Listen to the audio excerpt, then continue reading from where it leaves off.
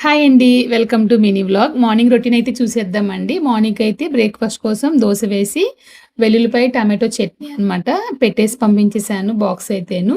ఇంకా మా ఆయనైతే త్వరగా వెళ్ళిపోతానని చెప్పి అన్నారు. ఇంకా ఆయన రెడీ అయ్యేలోపు బియ్యం కడిగి పెట్టేసి, బెండకాయ ఫ్రై చేసి, క్యారెట్, బీన్స్ ఉన్నాయన్నమాట. సాంబార్ అయితే చేసేసాను.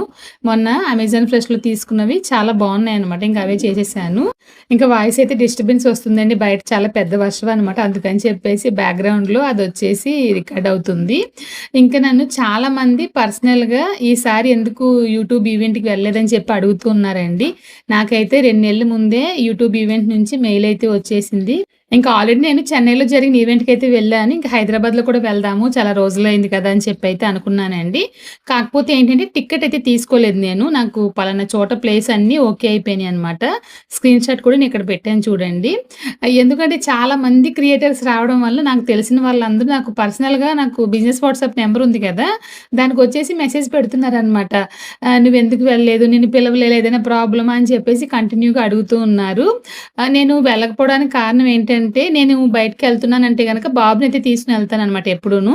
ఇంకా బాబుకొచ్చేసి కాలేజీ ఓపెన్ చేస్తారా లేదా అనుకున్నప్పుడు కాలేజీ అయితే ఓపెన్ చేసేసారు. సాటర్‌డే వచ్చి కాలేజీ ఉంటదా లేదా అనేదొచ్చేసి ఒక క్వెషన్ మార్క్‌లో అయిపోయిందనమాట. అదే రోజు పాపకి స్కూల్లో వచ్చేసి కల్చరల్ డాన్స్ ప్రోగ్రామ్ ఉంది. అలాగే డాన్స్ క్లాస్‌లో అరంగేట్రం ఎవరిదో ఉంది వెళ్ళాలి.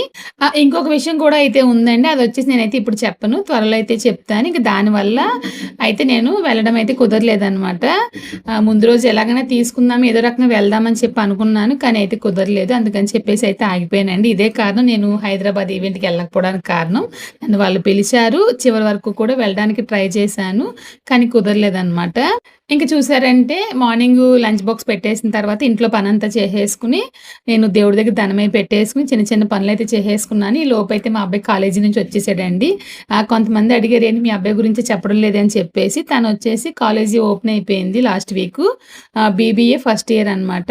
ఇక్కడ తమిళనాడు సైడ్ చూసారంటే +1, +2 అంటే inter first year, second year స్కూల్లోనే ఉంటుంది. తర్వాత డిగ్రీ అనేది డిగ్రీ కాలేజీ అనమాట. ఇంక మార్నింగ్ బ్రేక్‌ఫాస్ట్ చేసి అయితే వెళ్ళిపోతాడు. 8:00 అయితే కాలేజీ స్టార్ట్ అవుతుంది. 12:30కి అయిపోతుందనమాట.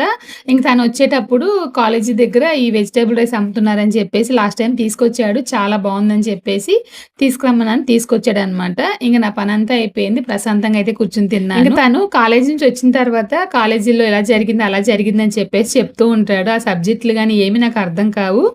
తను చెప్పింది వింటూ అలా తింటూ కూర్చున్నాను.